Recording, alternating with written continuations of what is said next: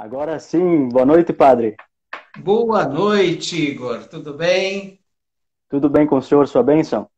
Seja abençoado. Amém. Padre, então antes da gente ir diretamente ao assunto, agora o pessoal está entrando, já são 19h03, eu já pediria que o senhor fizesse a oração inicial, pode ser? Muito bem. Em nome do Pai, e do Filho, e do Espírito Santo. Amém. Amém. Ó Deus de bondade, olhai para nós, que agora vamos entrar na sua espiritualidade, que possamos, por meio da Virgem Maria, São José e todos os anjos, acertar pelas contas do Espírito Santo aquilo que devemos falar. Glória ao Pai, ao Filho e ao Espírito Santo, como era no Como era no princípio, agora e princípio, agora e sempre. sempre. Amém. Amém. Beatos Manuel e Adílio, nós vamos Rogai fazer por uma nós. oração devotos a eles. Ó Deus de bondade, que vos comprazeis de acudir às necessidades de vosso povo em atenção aos méritos dos justos, concedei-nos, por intermédio dos beatos Manuel e Adílio, a graça que vos pedimos, pois eles foram fiéis na terra, testemunhando com o seu próprio sangue sua fé no Redentor. Fazei que para a vossa maior glória e proveito dos fiéis, sejam glorificados na terra com a honra da canonização. Por Cristo nosso Senhor. Amém. O Senhor Amém. nos conduza em nome do Pai, e do Filho, e do Espírito Santo. Amém. Amém. Agora sim, então, boa noite a todos que estão chegando à live. Seja bem-vindo, Padre Leandro, ao Centro Dom Bruno, mesmo que de forma virtual, ainda nos adaptando a esses tempos de pandemia. E o cônego Leandro Piffer, ele é catedrático litúrgico da Catedral Santo Antônio, aqui da Diocese de Frederico Westphalen, é pároco de Vista Alegre, tem formação em filosofia e teologia e é coordenador diocesano de pastoral e pesquisador da espiritualidade dos beatos Manuel e Adílio. Eu só gostaria de fazer uma breve introdução, padre, e assim eu passo a palavra ao senhor, porque a nossa diocese ela é agraciada por termos dois beatos, né? Um sacerdote e um leigo jovem ainda, e mártires, né? Que dão testemunho pelo próprio sangue. E eu vejo assim que anualmente, através das romarias, fica visível que a devoção aos beatos ela vem aumentando.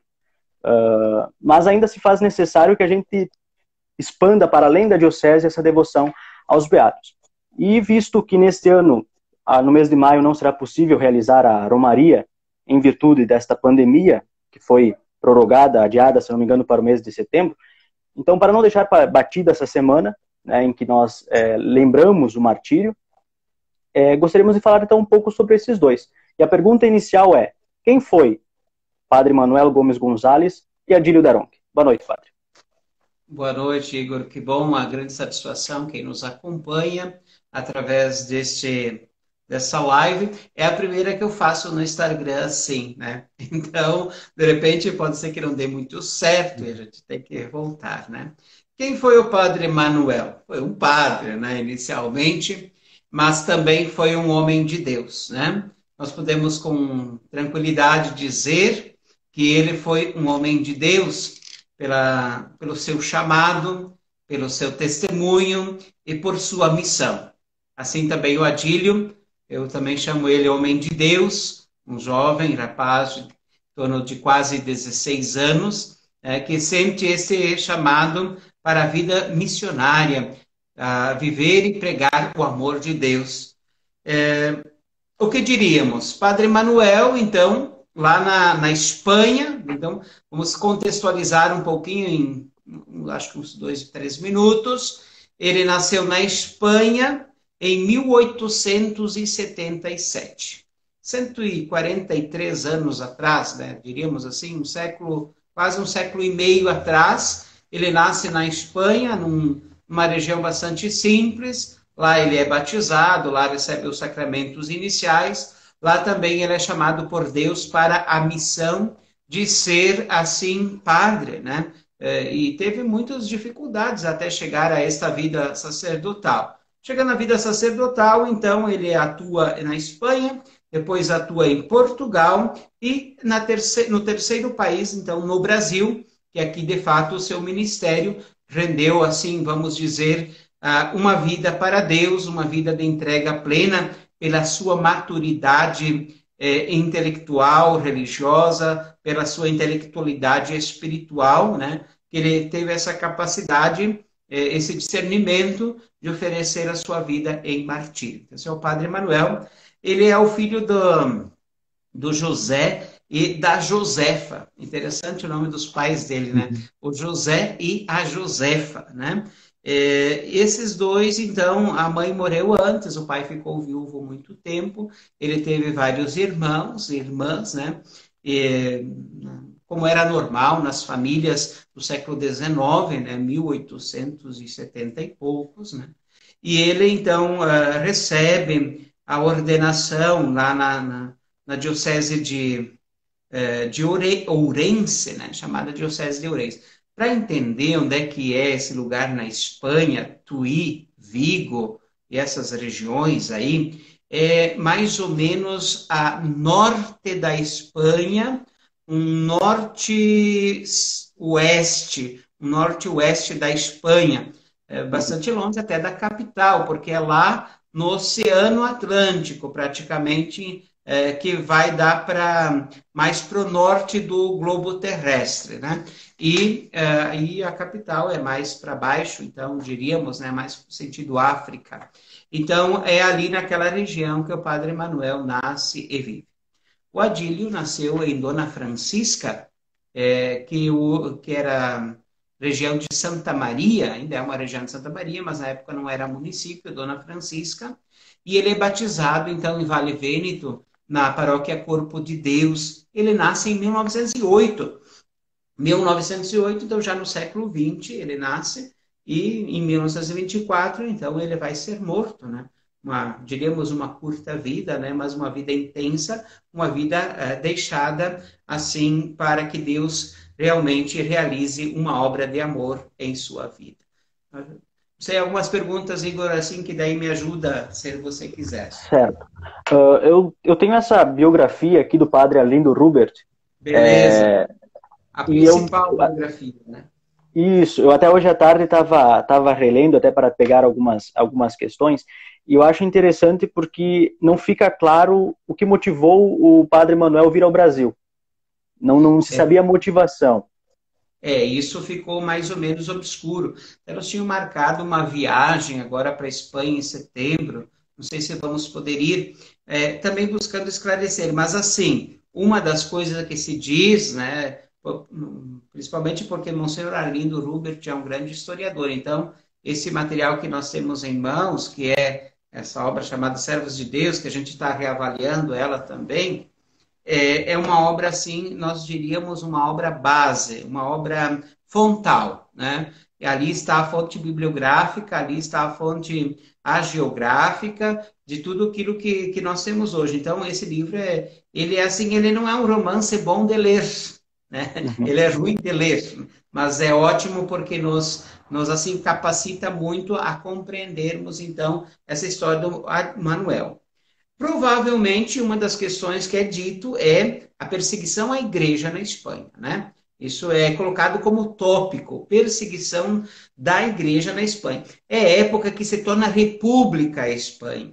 E nessa época aí há grupos, que a gente não vai dizer o nome, né? Acho que não é bom nesse sentido, né? Há grupos que vão contra a igreja, contra a sua missão, etc., e acabam, assim, fazendo com que a igreja sofra. Porque a igreja era estatal, agora a igreja quer se emancipar, e com essa emancipação, então, o governo ainda quer exercer o poder sobre a igreja, né? Mas a igreja também não quer que exerça.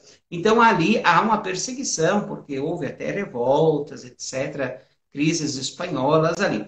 E ele, então, já inicialmente não vai muito longe, diríamos, né? Quando ele vai para Portugal, é passar, como nós aqui, não sei quem está assistindo, mas vamos dizer que nós estamos aqui em Frederico Westphalen, né? É como nós irmos para Chapecó, mais ou menos, assim, tendo essa percepção. Então ele vai para um outro país, né? Ou Argentina, que é perto também aqui para nós. Então ele vai para um outro país, é aceito lá, né, e começa o seu trabalho. Mas Portugal também tem esse processo. É um processo antigo, um processo lento, um processo que vai perseguindo aos poucos. Me faz lembrar muito hoje isso. Me parece uma história muito presente da igreja hoje, né? Parece que está tudo bem se tu deixa o mundo deixar tudo bem. Agora, se você contradiz, se você dizer até aqui a situação, aí começa o enfrentamento, aí começa a perseguição, né? Eu acho que o padre Manuel, um padre jovem naquela época, ele sentiu isso em 1902, né?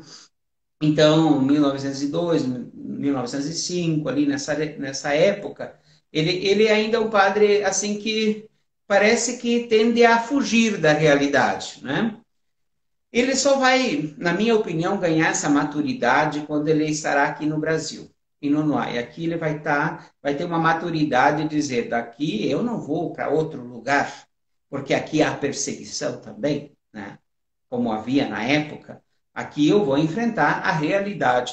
Então, pela sua maturidade, sua própria maturidade, acredito eu, um homem mais ou menos de 40 e poucos anos, quando ele foi martirizado, né? Então, nessa época, é uma época, geralmente, assim, onde é que a pessoa está mais estabilizada espiritualmente e consegue ter um enfrentamento. Não é que não a juventude não possa, com certeza, né? Mas aqui há a maturidade do que ele faz, né? Que é um pouco diferente nesse sentido, né?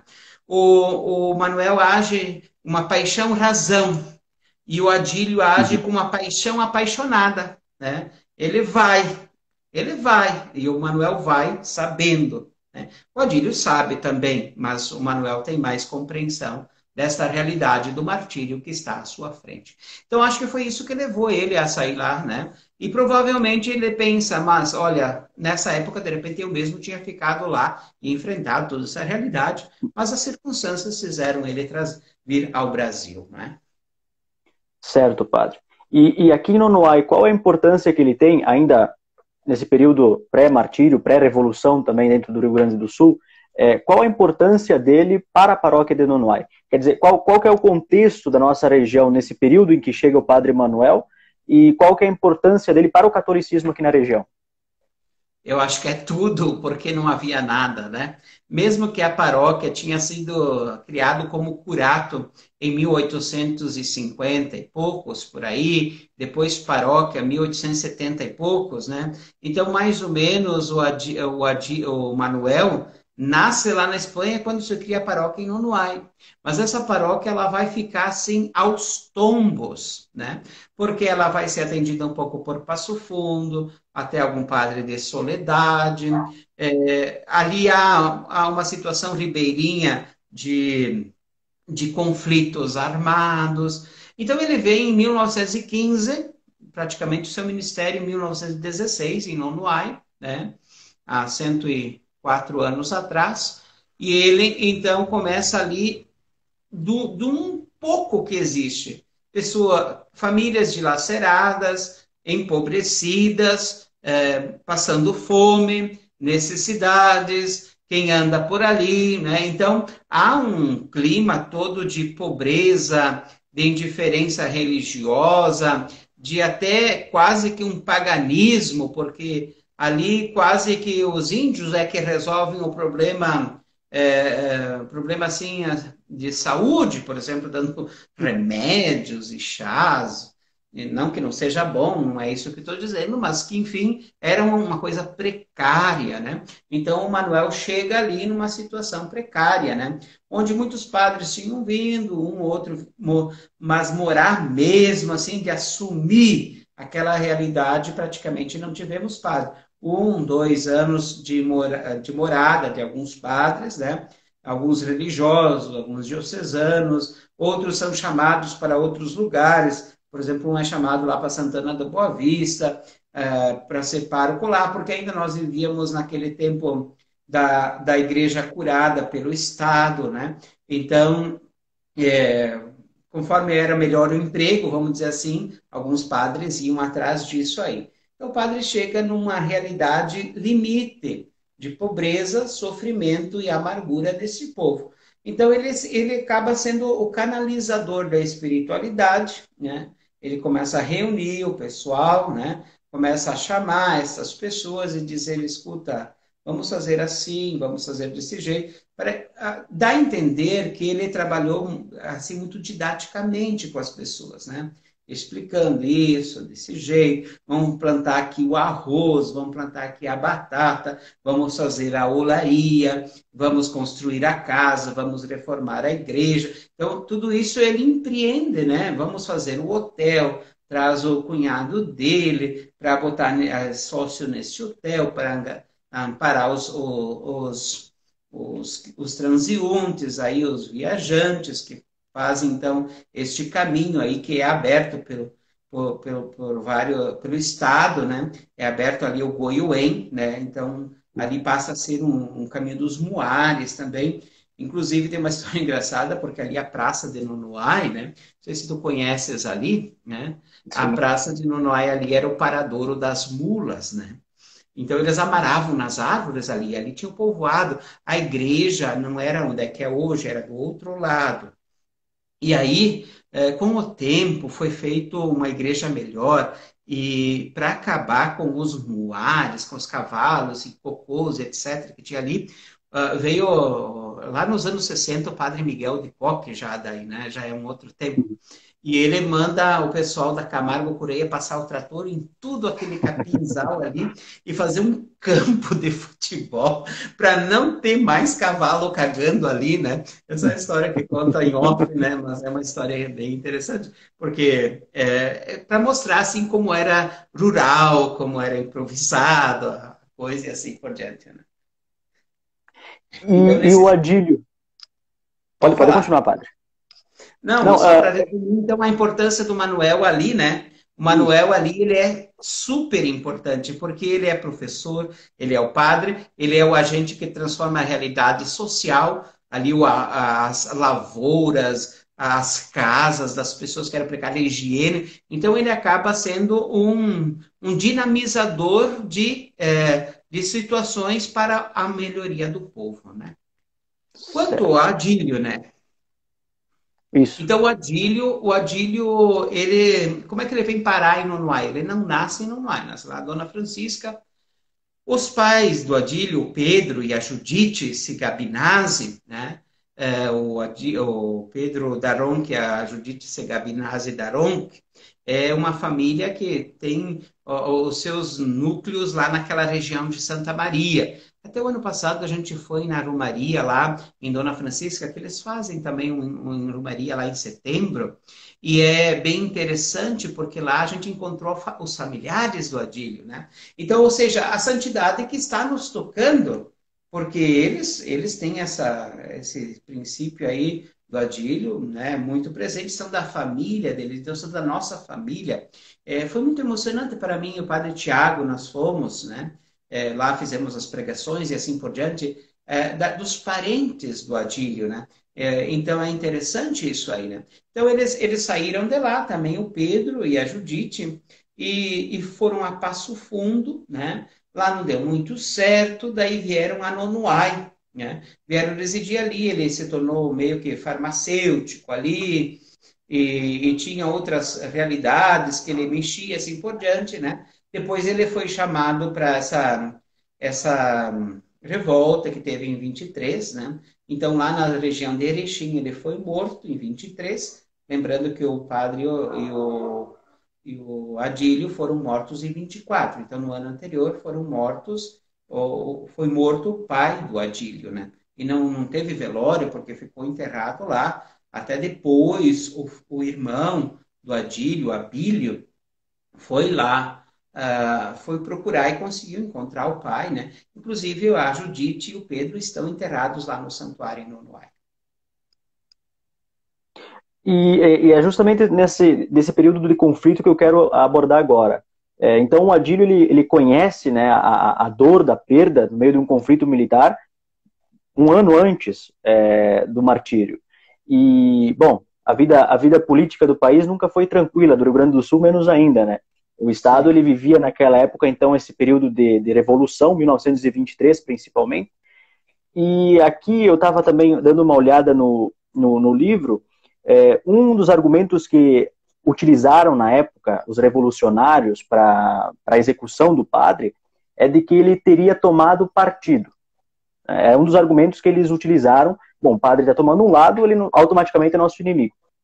O que de fato levou o padre Manuel e, consequentemente, o coroinha Adílio ao martírio?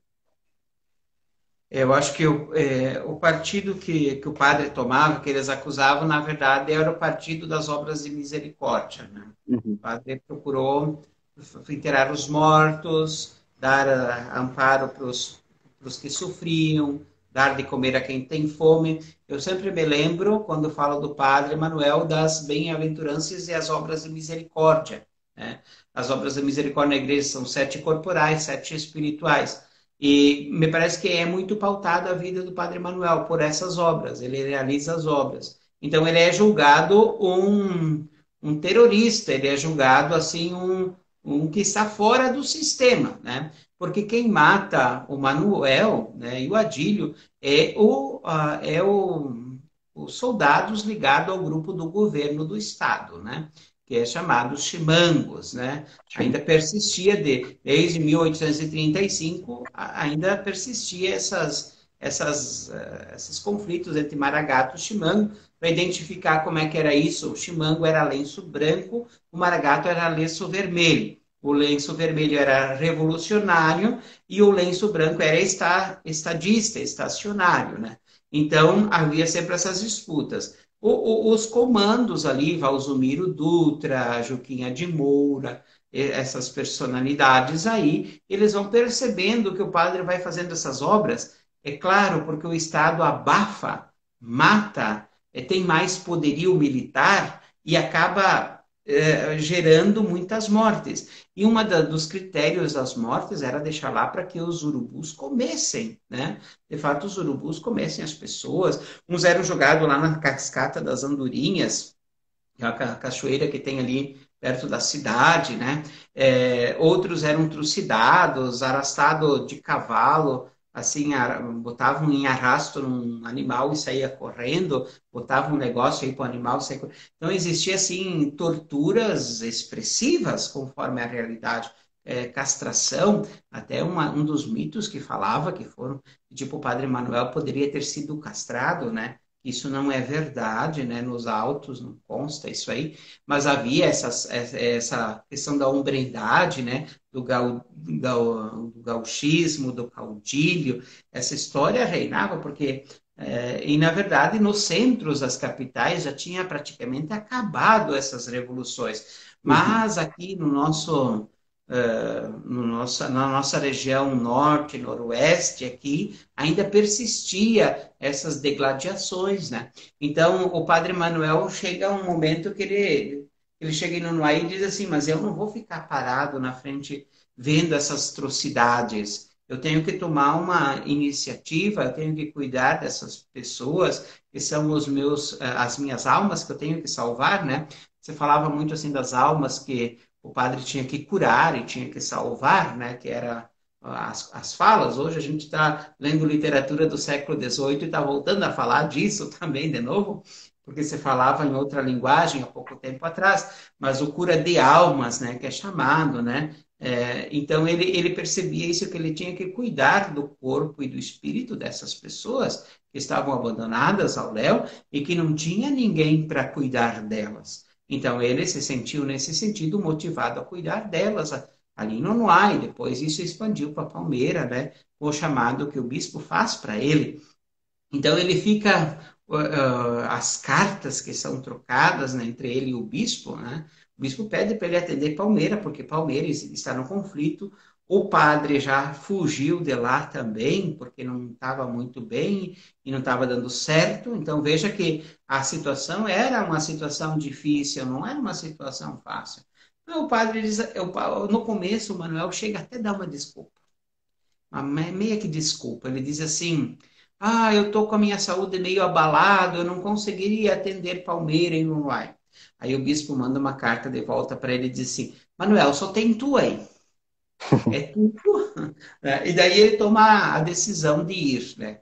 Mesmo sabendo dessa perseguição desse partido político, né? Mesmo sabendo que ele não saberia, né? Tendo a noção que ele não saberia o que ia encontrar, onde é que ele ia para os sertões, que a gente chamava. Tem que ter noção, assim, que onde que ele passou, hoje são 52 municípios, né? Que era a A paróquia cavalo, dele. né, padre? A E a cavalo, cavalo. as mulas, né? 52 municípios hoje, né? Era a paróquia dele, a paróquia de Nonoai e Palmeira das Missões, né?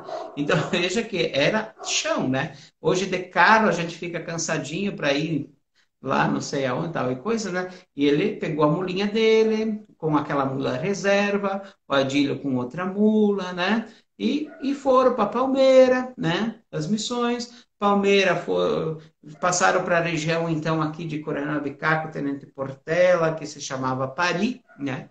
Tenente Portela era o nome de Pari. Você sabe o que é Pari? Pari é uma espécie de um negócio para pegar peixe no rio.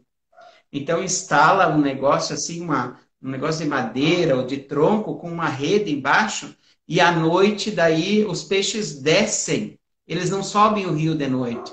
E daí eles caem tudo Uhum. ali naquela tela, naquela rede, e daí o pescador vai de manhã lá e pega. Eu tinha pari com meu pai quando era pequeno. Então, pari Portela se chamava pari, né?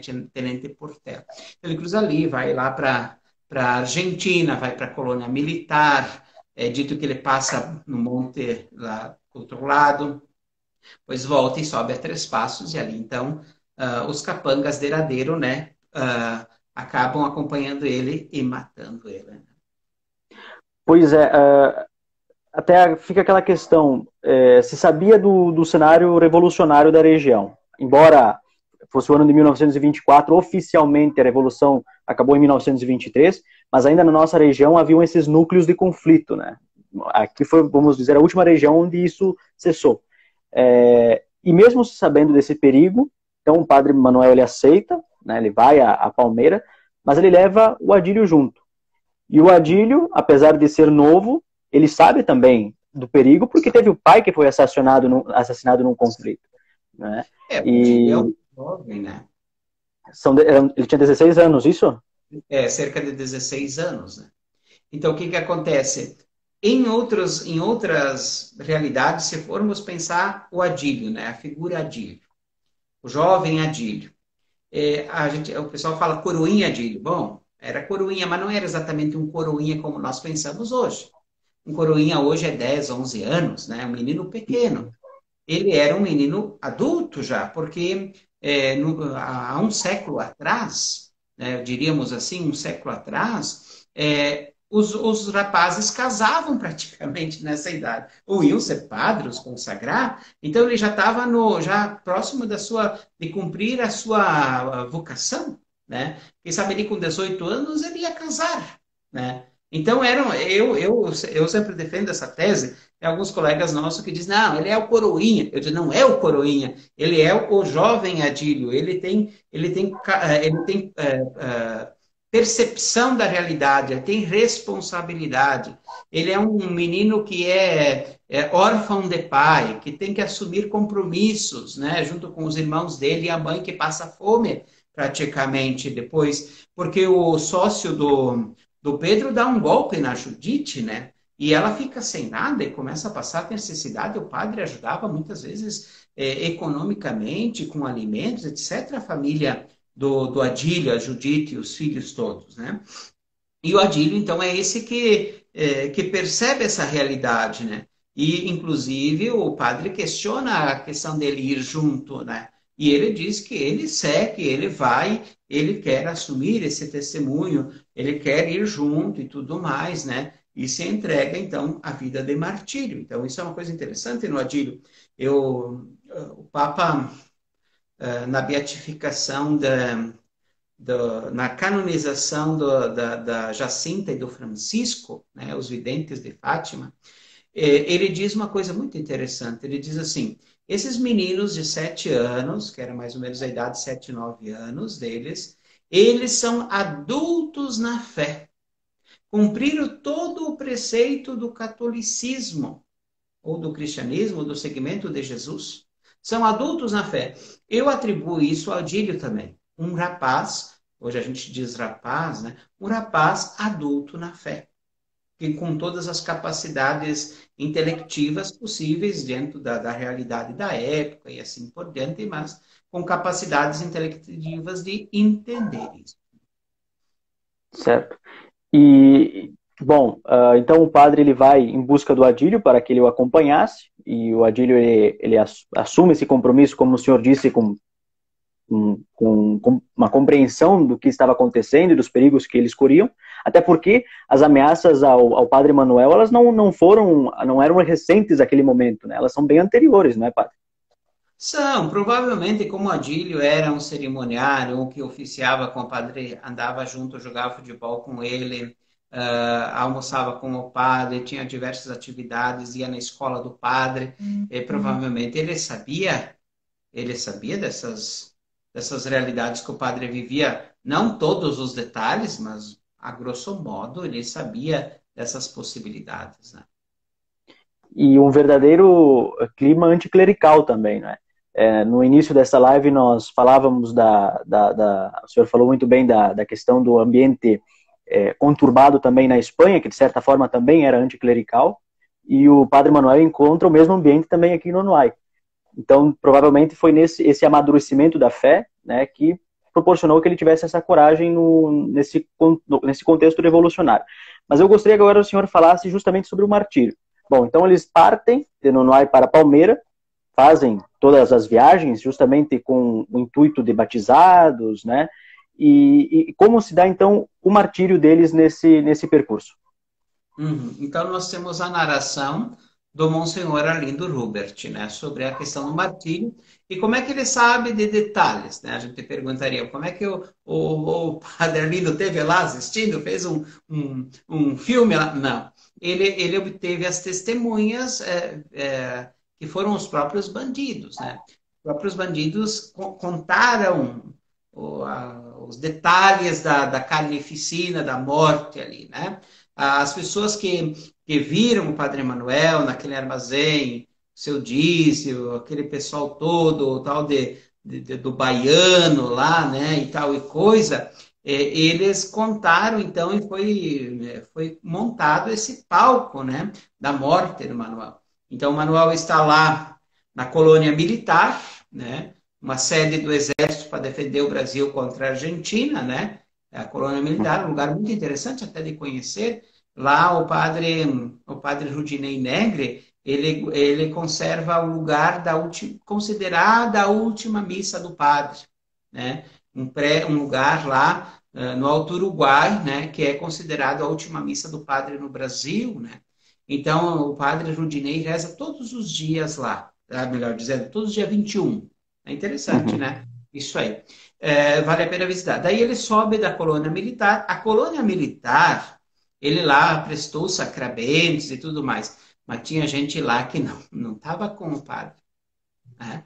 Inclusive, ele tinha outros lá que disseram, ó, padre, tu pode ser morto aqui, rapaz, né? Tu pode ser morto aqui, né? Tenha cuidado, e tu vai subir para essa região aí, ó, tenha cuidado. Então, o padre já estava sabedor lá na colônia militar que tinha grande chance de ser morto. Aí o que que acontece? Ele vai igual, né? Ele não vai dizer, agora eu vou fugir para a Argentina. Já ter feito isso, né? Ah, se vão me matar, eu vou fugir. Eu vou por outro lugar, ou pelas baixadas aí, não sei por onde, né? E não, ele vai pelo caminho que ele devia ir, pelo caminho que era possível ir para Três Passos. E nesse caminho, então, entre paradas, etc., o grupo que ia matar ele se encontra com ele num bar, num armazém. E ali eles dizem que vão junto com ele. E ele fica feliz e não feliz, porque a índole dessas pessoas não era lá das melhores. Se a gente vê a foto do Turibião no livro, né? É uma foto assim, bem quase de filme de terror, né? É isso aí, né? Ele é esse aí do teu lado aí, né? Então, é uma coisa assim bastante meio estranha, né? Então, mas eles se encontram e ali no tal do feijão miúdo, que ainda não se chamava feijão miúdo ali, né? no Roque Gonzalez, às vezes a gente chama ali. Ali, então, eles pegam ele, né, tiram da montaria, amarram num pau leiteiro, na açoita cavalo, ali numa árvore, amaram a Adílio, amaram ele na árvore, né, e então eles são atirados, né, eles recebem projéteis de espingarda, o Manuel recebe na testa, recebe no peito, né, 2 balas que matam, né, e o Adílio recebe 3 tiros, pelo menos o que se diz, né, da história, né, uns questionaram até de não matar o Adílio, mas disseram, não, ele, vão deixar ele amarrado, vão deixar ele solto, ele vai dizer quem nós somos, né. Então matam os 2 a tiros e deixam ali amarrados nas árvores, né. Esse é o derradeira morte do Manuel, né. Recebem tiros desse grupo de capangas que é contratado pelo grupo Chimango para matar, porque o grupo também, o poder Chimango, né, o poder estatal, ele contratava capangas para eliminar pessoas, né? Como hoje também, hoje não se fala na eliminação das pessoas, hoje as pessoas são eliminadas direto, principalmente hoje sobre tráfico de drogas e outras coisas. Uhum. Mas naquela época ali é uma questão política e religiosa, né? E esse Valsumiro Dutra, né, de Palmeira, esse Juquinha Moura, de Nonuai, e mais um amante dele, as Cocumbinas, um grupo de políticos, de MMM, né? Essa gente, né? Essa gente, então, mata o padre. Mata o seu padre. E são os paroquianos dele que matam ele. Uhum. Os paroquianos não são infiéis, né? Mas os Sim, paroquianos que matam ele. certo. E os corpos, eles ficaram amarados, não foram retirados no mesmo dia, né? Pelo que me parece, eles foram encontrados dias após. Foram encontrados, então eles foram mortos na quarta-feira, só foram encontrados 3, 4 dias depois, né? E daí ele não chegou a Três Passos e o pessoal começou a se perguntar, porque ele era para vir aquele dia, 21 de maio, etc e tal, né? De 1924, e ele não chega e tal. Interessante porque ele ia fazer aniversário, praticamente no dia do aniversário dele, encontraram ele morto. O aniversário dia 29 de maio, né? Encontraram ele dia 27, 28 de maio, aí antecedia, ele foi enterrado praticamente no dia do aniversário dele, né? Então, o dia que ele completava aniversário. E foi enterrado no cemitério que eles tinham decidido montar um cemitério para a comunidade, tinham limpado o ambiente, né? Na mata lá, né? E ele foi o primeiro a ser enterrado lá naquele cemitério dos Trespacenses. Depois ele é levado lá para o lugar do martírio, ele não é enterrado no lugar do martírio. Ele é levado para lá. Daí depois, em 64, 65, então ele é levado, trasladado para Nunuai, né? Mas a princípio ele é enterrado no cemitério que ele ia abençoar, né? Uma das missões dele, né? E foi enterrado pelos próprios leigos, não é? Não havia Isso, sacerdotes. tinha uma espécie de capelão lá, um tal de um Winker, né? Que rezava e ele fez as orações que eles tinham costume, porque morria gente, né? Não tinha padre, eles faziam as orações, enterravam essas pessoas, faziam os atos fúnebres, né? Bom, padre, então, brevemente a gente tem o caráter histórico de quem foi Sim. Padre Manuel, quem foi Adílio, como se Só temos sucedeu o 15 martírio. minutos. E aí eu quero tocar agora na questão da beatificação. Bom, então eles foram mortos no dia 21 de maio de 1924, né? Isso. E nós temos aqui a narrativa histórica do que aconteceu, né?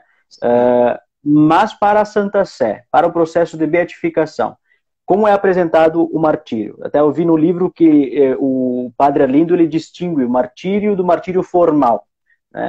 Eu Sim. gostaria que o senhor tocasse um pouco nesse assunto, para também compreender o processo de beatificação. O padre Lindo, então, ele trabalhando com o cardeal Rossi, ele entende como fazem os processos lá em Roma de beatificação, canonização. Ele é um historiador, ele procura, ele interessa-se por esses dados e busca muitos dados e compreende como que ele tem que fazer. Porque, por exemplo, qual que é o martírio real e o martírio formal? Não que a gente tenha que falar em falar em martírio real, mas vamos usar essa palavra para ser mais objetiva, os fatos, né? Então, aconteceu, ele trabalhava no Nonoai, mataram em 3 passos, foi levado para Nonoai, passando por 9 paróquias, tá? Lá o padre Miguel de Coque, que é outra figura muito importante, então, padre Miguel de Coque que dá esse culto público ao Manuel, mais do que lá onde é que era o lugar do martírio, por Dom João Hoffmann, que é o nosso primeiro bispo de Frederico Westphalen, que autoriza esse traslado, etc. Então, isso é os fatos. Agora, o padre Arlindo tem que pegar e tornar isso teórico, né? Então, transformar em teoria válida, né? Tem que fazer valer, ou seja, tem que ter credibilidade. Tá? E a primeira coisa importante é que o padre Arlindo é ele o credibilizador, porque ele é um historiador reconhecido internacionalmente. Essa é uma coisa muito importante no nosso clero diocesano, que se valoriza pouco. O padre Arlindo é um historiador universal, escreveu mais de 30 livros de história e outros assuntos. Então, ele tem credibilidade. O que ele escreve tem credibilidade. E tem maior credibilidade porque ele esteve nos processos vaticanos, como o cardeal Rossi, que ele era secretário. Então, ele, além de ser padre, eu acho que eu também tenho credibilidade, mas não como ele é historiador, né? Então, a credibilidade dele é como um carimbo. É um carimbo, né? Um carimbo de validade. Então, isso me parece que foi a coisa mais importante dentro de tudo isso, né? Por mais que alguns queriam, etc., mas tinha que ter o formal da coisa, né? Ele escreve outra coisa aqui no livro, mas eu estou falando assim, atrás da página do livro, né? Então, isso deu sustentabilidade. Quando ele escreve aquele opúsculo primeiro, Um Herói do Alto Uruguai, tá? É o primeiro livrinho que ele escreve, Capinha Verde, a gente chama, né? Depois ele escreve um segundo modelo, e esse aqui é o terceira, né, diríamos, está escrito segunda edição aqui, mas é praticamente uma terceira já, né? Porque ele já coloca servos de Deus, porque já está dentro do caminho de processo canônico, né? Quando o processo é aceito em Roma, né, quando eles carimbam lá, aceitamos o processo para estudar, são servos de Deus, né? Então, o padre Arlindo, conversando com Dom Bruno, que Dom Bruno é outra figura muito importante, né? Dentro dessa perspectiva da beatificação e da nossa diocese, enfim, vale a pena a gente estudar a figura de Dom Bruno. Eu considero um homem santo, este homem Dom Bruno. E aí o que acontece? Ele vai, pesquisa, escreve, monta os fatos com embasamento teórico, com embasamento frontal, e aí então se justifica, né? Buscam as testemunhas, buscam auditoria, buscam especialistas no assunto para, por exemplo, o irmão do Dom Bruno, que era o padre Maldaner também, tinha bastante capacidade disso, que foi um grande colaborador, né? Outros padres da nossa diocese também. Então, ali é que se começa o processo diocesano, quando João Paulo II pede santos para a América Latina, né? Esse é o estupim. Os bispos do Brasil, na América Latina, vão e dizem para o Papa: Papa, está diminuindo o povo aqui, nosso católico. E o Papa diz assim: uma das coisas é ofereçam santos, ofereçam modelos de santidade à igreja, né? E assim, então, aqui também, como tantos outros processos no Brasil que já terminaram ou que estão no meio, como o nosso, que está da beatificação para a canonização, muitos casos aconteceu isso aí, né? Então, nós também aqui, Dom Bruno, Padre Arlindo, os padres, enfim, levantaram o caso firme, então, do Padre Manuel e do Adílio como testemunhas diocesanas da vida de santidade, da vida de discípulo e missionário. E assim, então, se deu o processo diocesano, né? Que foi feito durante um tempo aí, foi angariado as testemunhas, etc. Foi enviado para Roma, foi encontrado o postulador, que é um advogado, né? O postulador é um advogado, diante da Congregação para a Causa dos Santos, né? E você sabe, Igor, e quem está nos assistindo, tem um livro de como fazer um santo, né? Então, esse é o livro de como fazer um santo. Então, se tu ler e praticar isso, pode ser que tu seja um santo, né? A causa de canonização, né? A causa de santificação, né? Esse aqui é um livro da Congregação para a Causa dos Santos, né? Vamos dizer assim, um manual oficial sobre a causa dos santos. Então, eu tenho isso aqui, tenho estudado isso aqui para a gente fazer a canonização, né? Então, é basicamente o manual, né? Além de outros materiais, mas esse é o manual. Então, seguindo esse manual, que ele é revisto cada tempo para atualizar, interessante porque o Papa também, o Papa Francisco colocou, por exemplo, a vida, né? A vida de fé do cristão, esqueci o nome aí, a vida de fé também tem possibilidade de santificação, não só pelo martírio, ou por Uhum. uma vida professa, etc., né? Tem o modo de vida também da pessoa, né? Que é, por exemplo, para nós, uh, primeiro santo aí catequizar o Brasil, esqueci aí que veio com as caravelas, enfim, né? Que foi então beatificado. Né? Então interessante tudo isso aí, porque esse caminho ele é um caminho que tem que ser conhecido para fazer ele, né?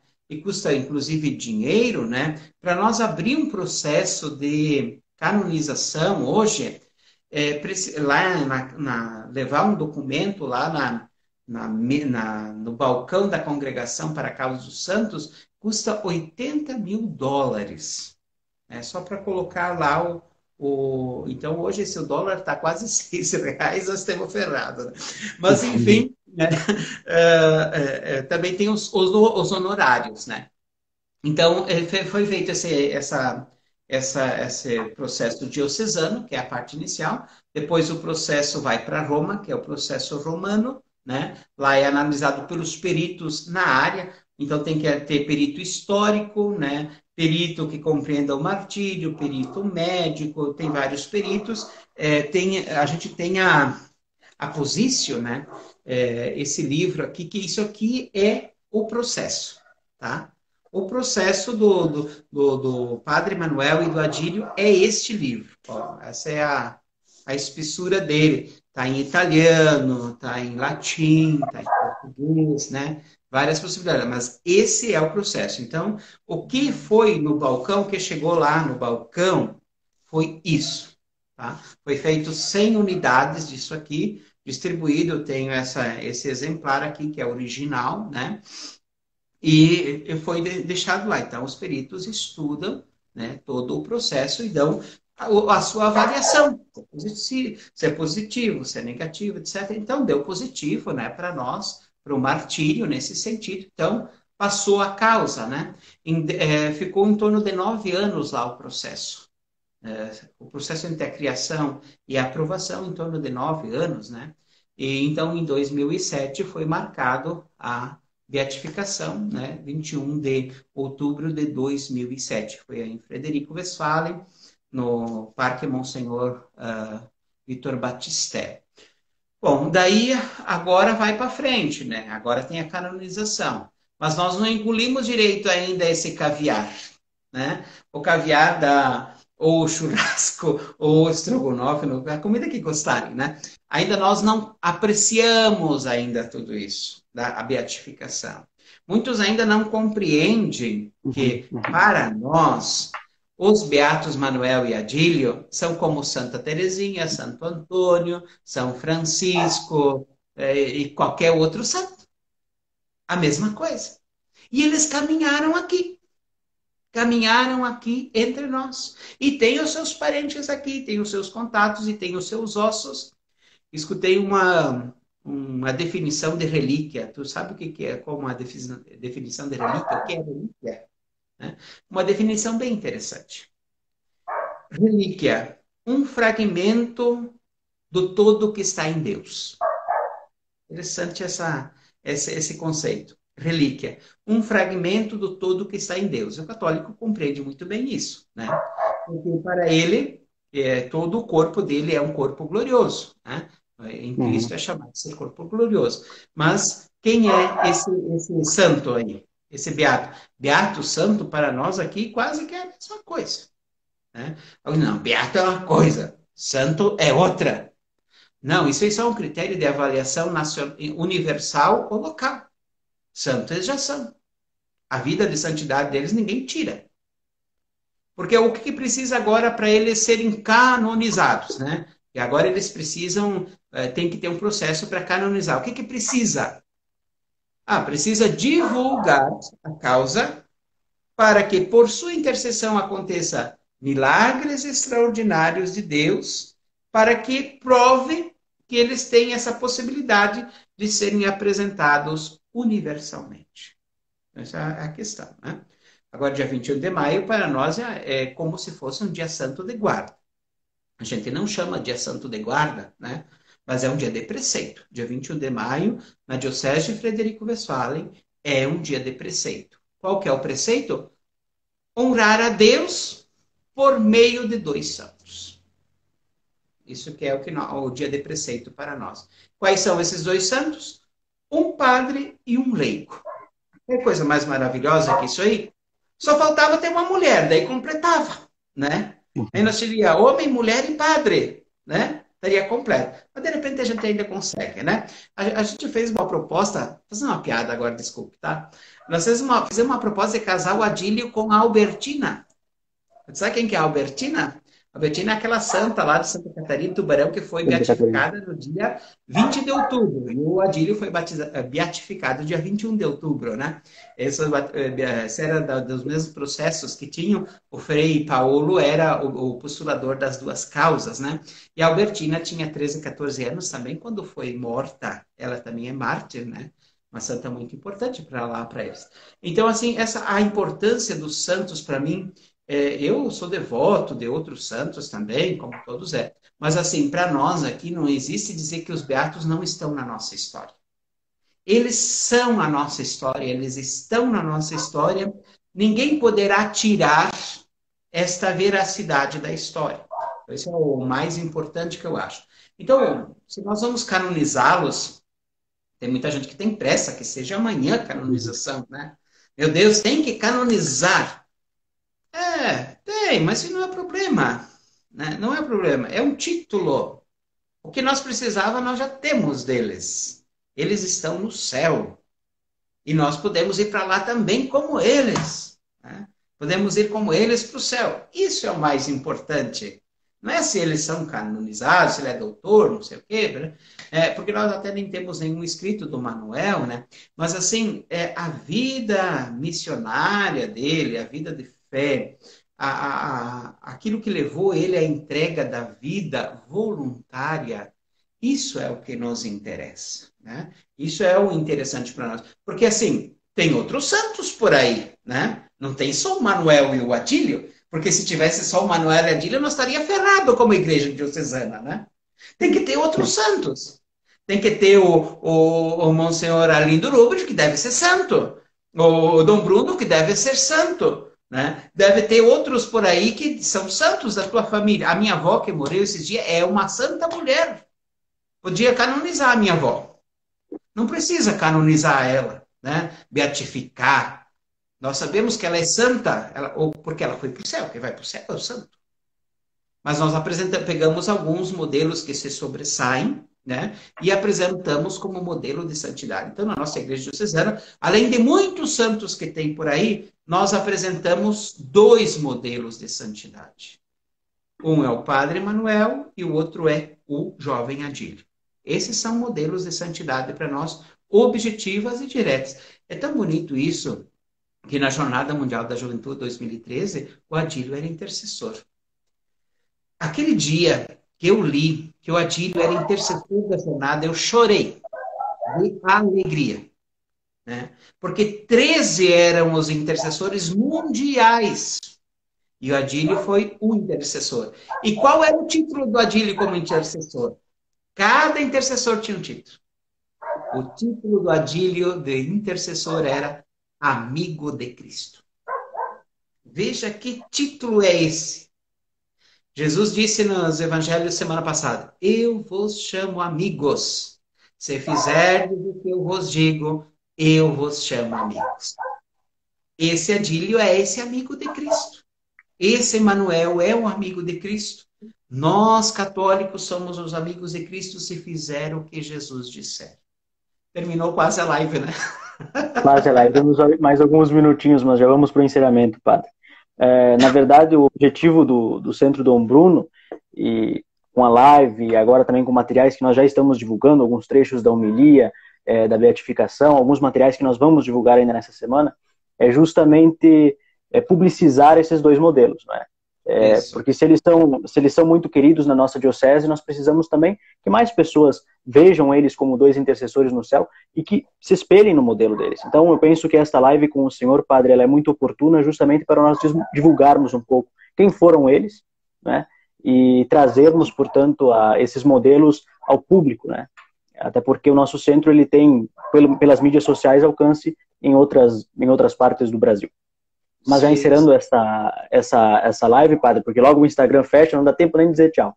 É. Eu gostaria de agradecê-lo muito por ter aceitado o convite de estar aqui conosco nessa noite, passar um pouco a mensagem dos Beatos e pedir então que o senhor também faça as suas considerações finais e possa encerrar com uma oração. Agradecendo também, é claro, ao público que nos acompanhou e que vai acompanhar, já que a live vai ficar disponível aí por mais algumas horas e depois também no YouTube do Centro Dom Bruno. Certo. Então, eu escolhi uma parte da homilia do cardeal para fazer parte da liturgia das horas do ofício das leituras, né? Porque essa homilia é bastante interessante, ela é compacta e tem muito conteúdo que expande. Então, vocês têm razão de usar isso aí, porque é um conteúdo que expande junto com outros materiais que a gente tem, né? Que falar, nada mais, né? Então, obrigado, né? Obrigado por essa oportunidade. Eu acompanho vocês e rogo sempre que isso seja um caminho de evangelização, né? Então, isso é muito importante. Então, damos graças a Deus Todo-Poderoso por ter nos dado essa oportunidade dessa vida em que colocamos aos pés de nosso Senhor a vida dos nossos Beatos Manuel e Adílio, que eles possam ser o exemplo de vida de santidade e possa fazer crescer e florescer a igreja no mundo e na nossa diocese. Em nome do Pai, e do Filho, e do Espírito Santo. Amém. Amém. Muito obrigado, padre, de verdade.